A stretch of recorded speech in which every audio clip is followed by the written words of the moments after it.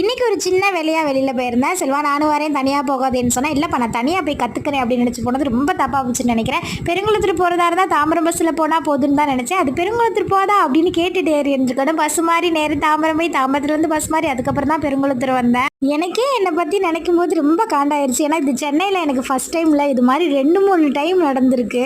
உங்களுக்கு இது மாதிரி அனுபவம் இருக்குன்னா கமெண்ட் பண்ணுங்கள். இன்றைக்கி வேற சரியான வேலை, செம்ம அலைச்சல். போன வேலையும் கொஞ்சம் முடிஞ்சா சரி ஓகேன்னு வீட்டுக்கு வந்ததுமே செம்ம பசி. சாப்பிட்டுட்டு ஈவினிங் டைமில் மழை வர மாதிரி இருந்ததா அப்படியே ட்ரெஸ் எல்லாமே எடுத்துகிட்டு ஃப்ரெண்டு ஃபோன் பண்ணால் ரொம்ப நேரம் பேசிகிட்டே இருந்தேன். அதுக்கப்புறம் தான் சாப்பாடு வச்சுட்டு கொஞ்சம் ட்ரெஸ் இருந்தது அதெல்லாம் மடித்து வச்சுட்டு இருந்தேன். செல்வா ஃபோன் பண்ணிட்டு நான் வர 10 ஆகும்னு சொன்னான்.